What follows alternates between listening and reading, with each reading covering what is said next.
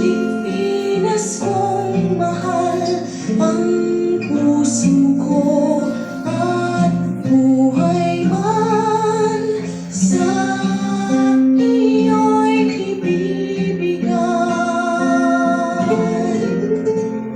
Tungkulin ko'y gagampanan na lagi kang paglingkuran.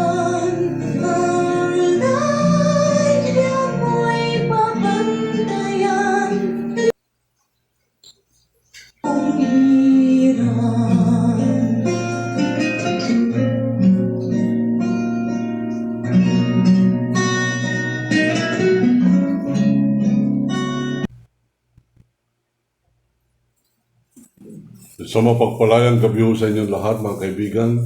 Ito po ang Kawan ng Demokrasya, Waldy Carbonero.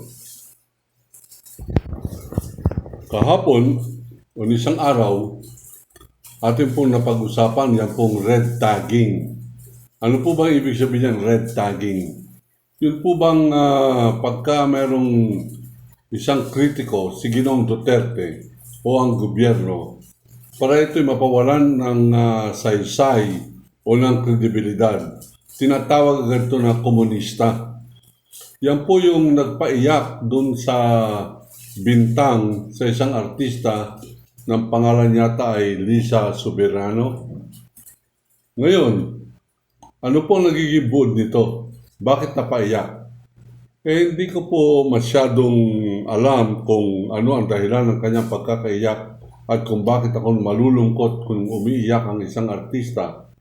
Ang akin pong kinalulungkot dito ay kung paano ang isang military official na pareho ng buhong, ayan po, libelous yan, at inaamin ko na, buhong na military officer, etong Lieutenant General Antonio Parlade Jr.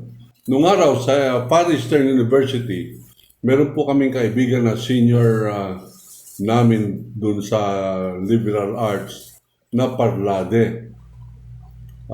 Hindi ko po alam kung kaano-ano ito. Ganun pa man, ito ay yung Parlade na kilala po namin ay matalino. Itong Parlade na PMA, bugok. Siguro kaya naging PMA ito.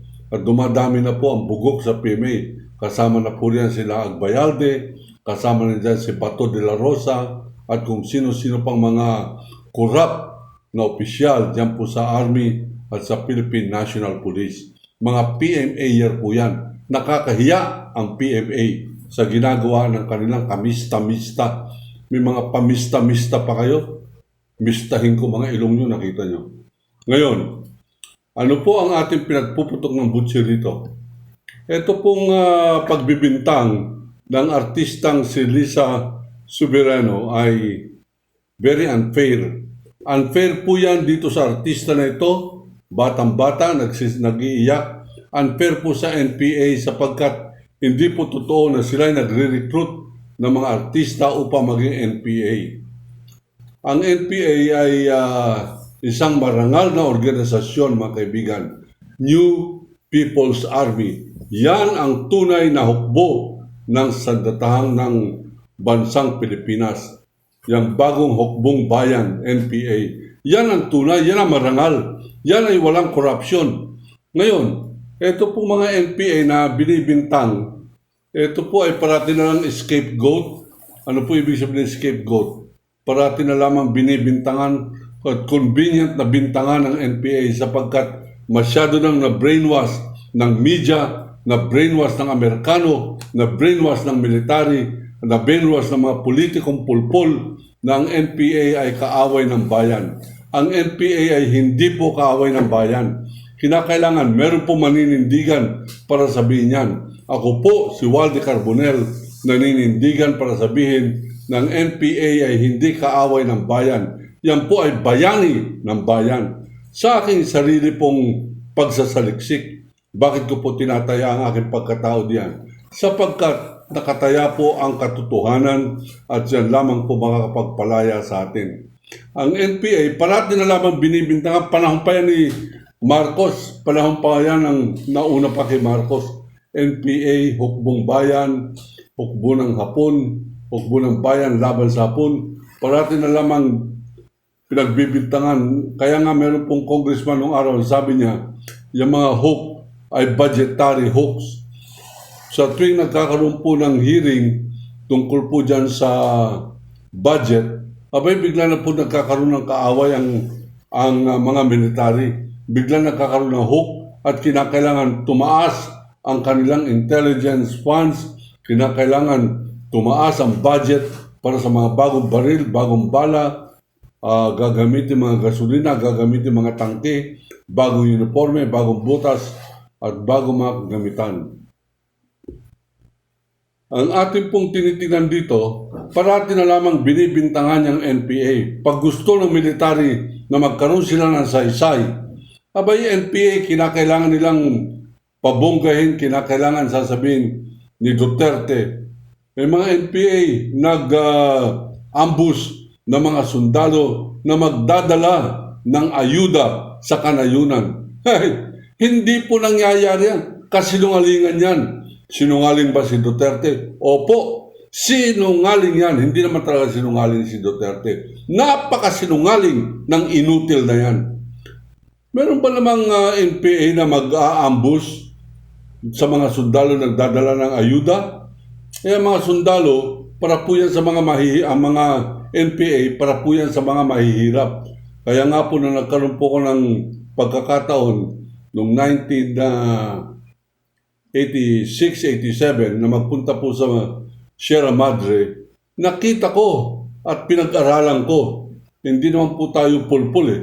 Tayo po ay nag-aaral, tayo po ay naging scholar sa Amerika, tayo po ay naging professor, naging dean sa edad na 24 anyos, at pinag-aralan ko po yan at uli, tinataya ko po yung aking pag-aaral diyan. Nakita ko kung gano'ng karangal ang New People's Army o bagong hukbong bayan.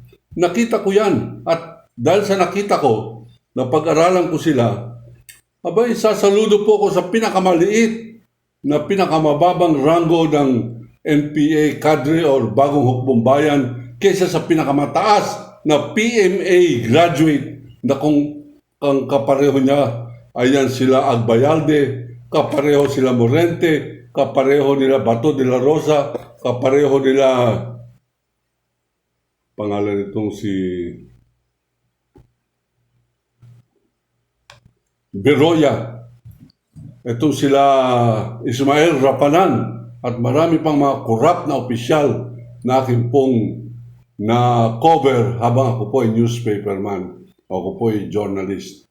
Yan po mga NPA na yan, masyado ng gas-gas ang pagkagamit dyan. Alam ba ninyo, na ultimong yung diktador na si Ferdinand Ogok Marcos, mga kaibigan, NPA din ang paborito diyang binibintangan, punching bag, kahiya-hiya-hiya, sapagkat nung nag-umpisa po yung NPA, siyam na baril lamang kanilang pinag-umpisahan. Ngayon, meron na silang 61 or 6,000 rifles at meron po silang pag-control ng 110 battlefronts sa bansa. Abay, pinagtatawanan po ng army na sabi nila, nababaliw na yata ito NPA, binabalaan tayo.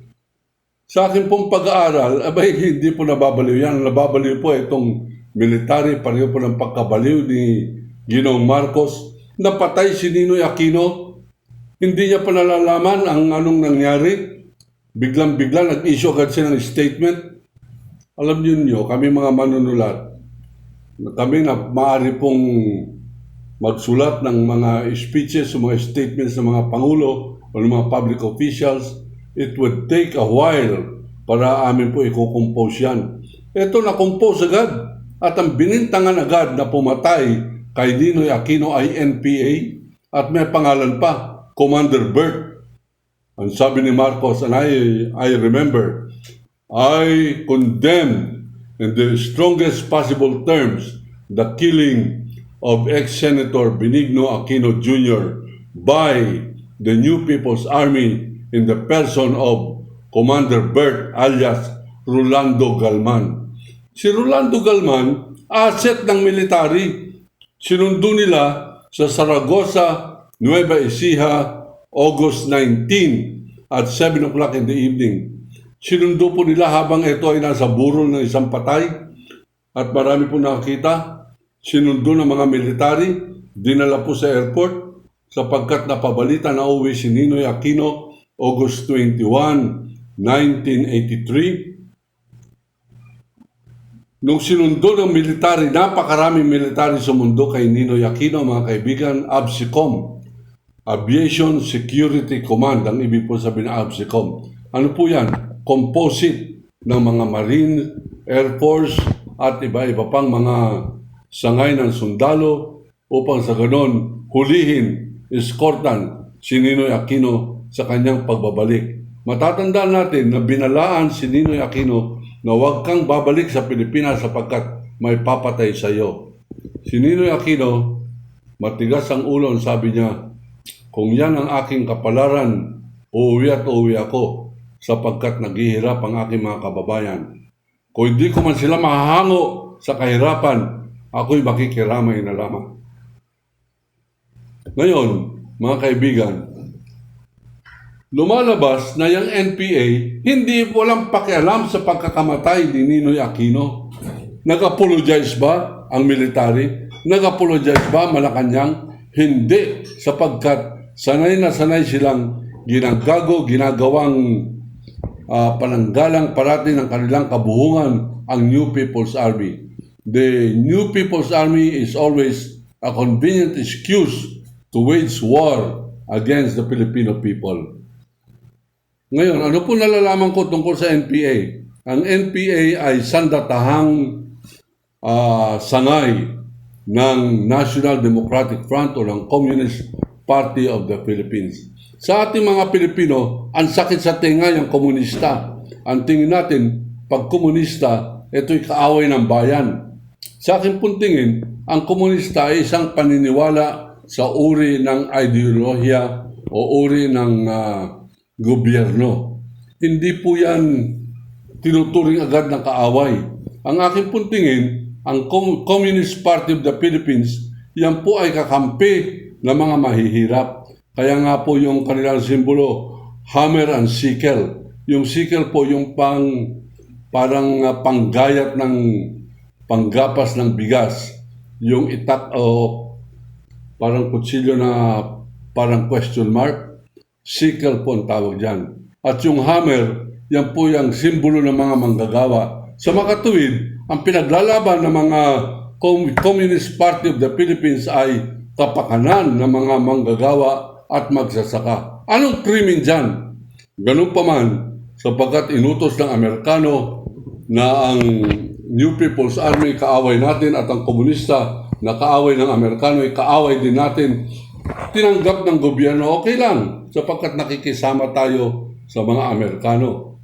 Okay lang. Ang problema, masyado po naman dinidibdib nito mga ungas na mga opisyalis natin ng Armed Forces of the Philippines. Dinidibdib nila, ginagamit nila ang NPA upang ganon makuha po sila ng mas malaking pundo sa Kongreso. Sabi nila, the New People's Army has been growing leaps and bounds and we have to meet this challenge head on. Therefore, we need more budget. We need a bigger intelligence budget. Ano po ibig sabihin yan?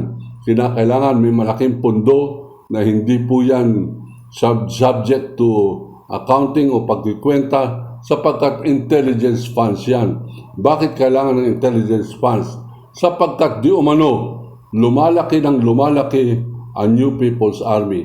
Ano pong katotohanan? Totoo po yan yung sinabi ng military na lumalaki. Lumalaki po yan sapagkat ang taong bayan ay nananalig sa New People's Army. Ang sabi nga ni Carl Roger nung akin po siya nakapanayam, Ang diferensya namin ng mga military, pag ang mga NPA pupunta sa isang barangay, pag sila'y aalis na nagbababay ang mga taga-barangay, sila ay pinapabaunan ng mangga, pinapabaunan ng kamote at kung ano-ano. Ngunit pag ang military nagpunta sa isang barangay, nagpapasalamat ang mga taga-barangay pag aalis na yung mga military sapagkat sila ay naglalasing, nagiinom at kanilang nililigawan o binabastos yung kababaihan dyan po sa barangay. At pagka merong manok, binabaril pa yung manok, babayaran nila naman pero nabaril na yung manok. At yan po ay walang pasabi-sabi, basta na lamang kinukuha yung mga inaakala po nilang kaya nilang kunin nang walang paalam. Yan ang diferensya ng Armed Forces of the Philippines at New People's Army per my personal experience. Hindi po hearsay. Ang hearsay, sabi-sabi na nasagap ko. Ito yung experience ko. Nakapunta ako doon po sa mga kampo ng New People's Army. Yan ba'y kasalanan?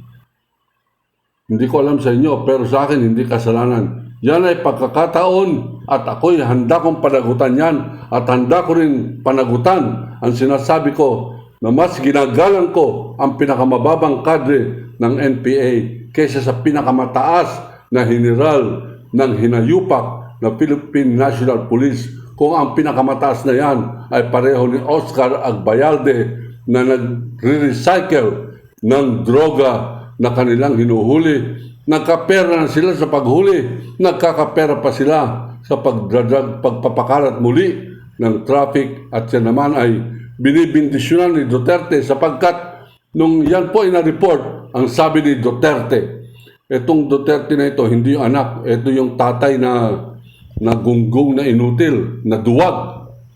Yan po, alam ko po duwag yan sapagkat hinamon na ako ng barilan yan. Sinagot ko. Sabi ko, wala akong magagawa, sige, sisipot ako. Ini-Indian ako, hindi sumipot, buti na lang.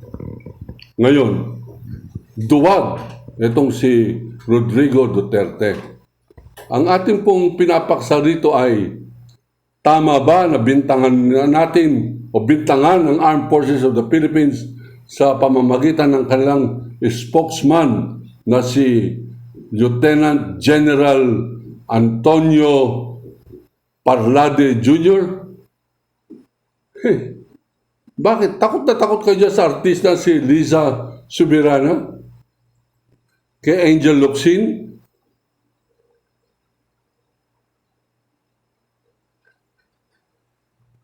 Natatakot sila kay Catriona Gray? Sabay, ganyan po nangyari nung araw, nung panahon ni Marcos. Yung pong mga beauty queen natin ay namundok. Sino-sino yan? Mayta Gomez, Nelia Sancho, sa kanilang pagtingin at paggalang sa New People's Army. Bakit tinataya yung mga corona na yan? Corona ng kanilang kagandahan. Hindi ko na matandaan kung ano ang title ni Mayta Gomez pero nakilala ko ito ng personal. Siya po ay halos kasintangkad ko, mga 5'10 siguro, mestiza, napakaganda ng katawan, mukhang Palawenya, napakaganda ng pagkatao. Abay, sabi ko, bakit nag-i-NPA ang pareho nito? In-interview ko siya. At ako po ay masyadong na-impress sapagkat edukada. Edukada ang NPA, edukada kaya po naging NPA si Mayta Gomez. At ako'y na-impress din sa pagpapalitan ko ng kuro-kuro ang views about politics, the categorical imperative of Immanuel Kant, the Das Kapital of Karl Marx. Abay, masyado po ako na-impress sapagkat napakatalino nitong Nelia Sancho. Therefore, pag nag-NPA siya, ibig sabihin, naniwala siya doon sa kasagraduhan ng pakikibaka niya laban po dito po sa military na nagiging sanhi ng pagkakapi at pagka-terrorize ng mga Pilipino. Ngayon, matapang ang ating Armed Forces of the Philippines. Hindi ko po tinatawag na duwag yan. Ang tinatawag kong duwag ay yung pong aking experience diyan kay Duterte sapagkat siya po talaga hindi naman duwag. Napakaduwag yan si inutil na Duterte na yan. At kaya lamang tumatapang yan, napakarami ng bodyguard. at marami po siyang kinukuha mga sanggano, pareho po ni Edgar Matubato. No read, no write, grade 2 lamang. Hindi po natin minamalit, pero hindi niya alam ang diferensya ng masking tape, ducking tape, sang-ayon po kay Peter Alan Cayetano, na bakit daw hindi alam ni Matubato ang diferensya ng mga tapes. Sabi kasi ni Matubato, ang lahat ng pinapatay nila, binabalot nila ng masking tape. Nung pinakita sa kanya ni Cayetano yung duct tape at sinabi niya, yan ay masking tape. Sinabi agad ni Cayetano, I move that this witness be dismissed because he does not know the difference between different kinds of tape. Dahil lamang sa hindi marunong yung tao magsabi ng English ng duct tape, masking tape, tape recorder, o kung ano bang band-aid tape, hindi na siya nagsasabi ng katotohanan. Ang ibig lamang sabihin, pinagtatakpan mabuti ng Duterte administration yung kanyang pamamatay tao, at ang dahilan po niyan ay pagka hindi alam ng isang mamamatay tao ang diferensya ng scotch tape, masking tape at duct tape, siya ay inosente at siya hindi nagsasabi ng totoo. Ngayon, ano pong nararapat? Tayo mga Pilipino, mag-isip po muna tayo. Ano ba ang kasalanan talaga ng New People's Army? Sinasabi kanina ni Cardema, yung pong party list congressman ng Duterte Youth Movement. Illegal yan. Kinakala makawaranto yan. Paano naging youth yan? 31, 33 years old. Duterte Youth. Ano pong representation ng party list? Alam niyo, yung party list, isa pong provision sa ating bagong saligang batas, itong 1987 Constitution, na nagtatakda ng proper representation ng underrepresented sector. Halimbawa, yan po mga tomboy, bakla, mga binabae. Kaya kinakailangan may representative yan sapagkat wala silang tagapagsalita, nahihiya ang mga congressman na maging tagapagsalita ng LGBT ba tao dyan. Nahiya ultimo si Roque na ipagtanggol ang kanyang kapwa mga binabae. Kinakailangan magkaroon sila ng kanilang representative. Yan ang buod ng party list. Yan po tama yan. Party list ng mga tomboy at bakla. Party list ng senior citizen, underrepresented. Tama po yan. Pero yung party list ng security guard, pareho kay Mikey Arroyo, ng anak ng napakurap na presidente dati, na Gloria Macapagal Arroyo. Paano kinakailangan mag-party list sa mga security guard? Represented naman sila ng kanilang district congressman. Ito pong Duterte Youth. Paano naging congressman niya? Laki-laki ng gastos natin dyan. Samantalang hindi niya naman kinakailangan i-represent ang Duterte sa pagkakasiro Duterte represented by Congress, represented by the Senate, represented by the Armed Forces of the Philippines, represented by the Philippine National Police, represented by the whole gamut of service branches of government. Hindi kinakailangan yan.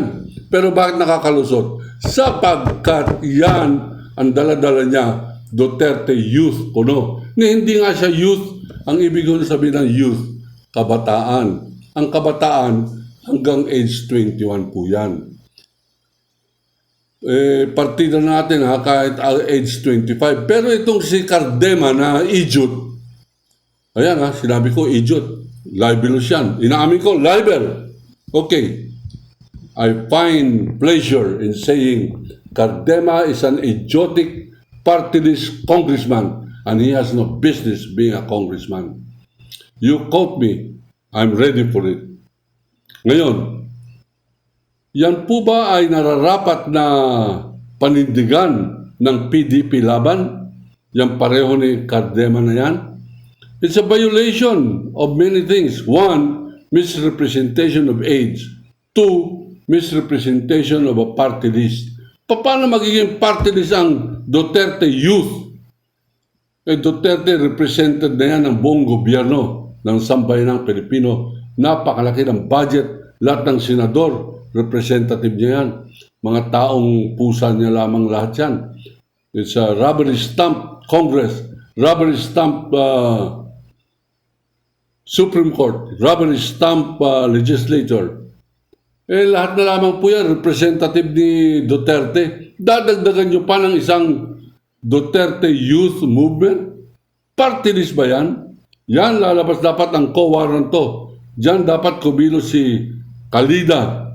Pero si Kalida, hindi po kikilos yan sapagkat alam niya na tao ni Duterte, itong si Cardema. At kanina nakikinig po ko sa balitaktakan nila ni Congressman Zarate. Nakakagigil sapagkat ang sabi niya, meron ba kayong ginawa nung binomba ng NPA ang cell site? Ito naman si Congressman Zarate, hindi naman sinabi. Paano mo nalaman na sila ang bumomba? Anong ebidensya mo na sila ay bumomba? At bakit hindi mo idemanda kung sila ay bumomba? Bakit hindi hinabol ng military? O bakit hindi dinamanda ng NBI pag silang bumomba? All narrows down to a farcical claim because the NPA has become the favorite scapegoat and the whipping boy of the armed forces of the Philippines and the Duterte administration.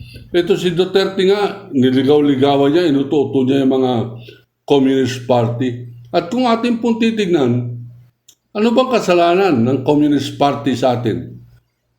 Bakit pag Communist Party na Pilipino, galit na galit ang military?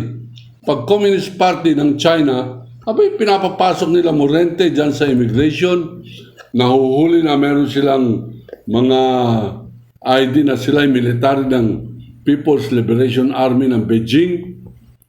Pinapakawalan, Communist Party of China. Bakit pag China, okay? Pag Pilipino ay hindi okay, kaaway. Ganyan na lamang ba tayo talaga? Anti-poor, anti-Filipino? Saan pa tatakbo itong mga taong bayan? Pinaglalaban ng mga komunistang Pilipino ay anti-feudalism. Ano po yung feudalism? Yan po yung pagmamayari ng lupa ng mga taga-Maynila. Ang lupain nila nandun sa Tarlac. 70% ng kita ng lupa ay para sa may-ari, Panginoong may-ari ng lupa. 30% ay dun sa magsasaka. Kaya parating mahirap ang magsasakang Pilipino. Sa Amerika, pag sinabi mong farmer, abay, naka Mercedes-Benz, naka Escalade, naka Cadillac ang mga magsasaka doon. Bakit? Pantay-pantay doon. Pantay ang iyong labor na yung kinikita ay sadyang nabibigay sa iyo. Dito sa atin, napupunta doon sa absentee landlord. At yan pinaglalaban ng New People's Army. Huwag naman ganyan. Dapat, hindi 70 inyo, 30 dito sa mga hirap. Dapat 40% inyo, 60% para dito sa magsasaka. Abay, siyempre pinagtutulong-tulungan ng mga mayayaman yan. Ang mga mayayaman, meron silang alaga at binibigyan pera ng mga congressman. Abay, ideklara ninyo, nakaaway ng bayan yan, New People's Army, sapagkat ang kanilang mga programa ay terorismo, ang kanilang programa ay para sa komunista ng China, ang kanilang programa ay laban sa ekonomiya at sa demokrasya. Sumusunod naman ito mga congressmen, sumusunod naman ang ating military. At ngayon, ipinapakita ni Lieutenant General Antonio Parlade Jr. ang kabuhungan na yan.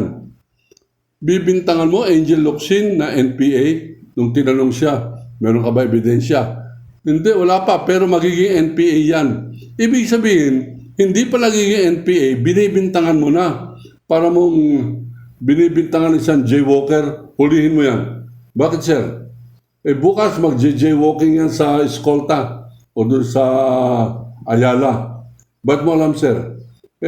Bumili ng high heel na pang Makati, hindi pang Cubao. Hindi pang Antipolo. Ang kanyang suot ay pang Makati. Mag-jaywalking yan bukas. Hulihin mo ngayon. Ganyan ang nangyayari kila Angel Locsin, Catriona Gray. Bakit mo huhulihin? Bakit mo sinasabing NPA sila?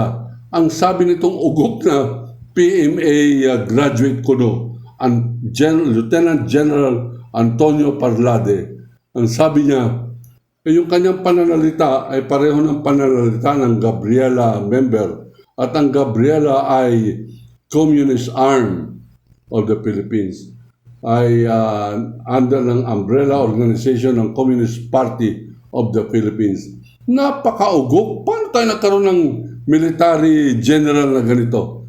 Huwag po kayo mag-alaala, napakarami pong general ang ganyan. Ganun pa man, tayo po ay nagsasabi, dapat tayo na ang mag-isip. Huwag tayo parating nakikinig dyan po sa mga ugok na yan, sapagkat ngayon, pilay po ang media. Inyo pong napapansin, 90% ng Filipino media ay tahimik, tamimi, at ngayon, social media ang pag-asa. Kaya po ako mismo, bukod sa ating pong radio program, nasa social media rin, sapagkat nais kong makibaka para po sa katotohanan. Ako po si Waldy Carbonell. Ito po ang aking mukha doon sa mga nag-hunting sa akin. Iniibig kong Pilipinas, ako po si Waldy Carbonell. Allahu Akbar!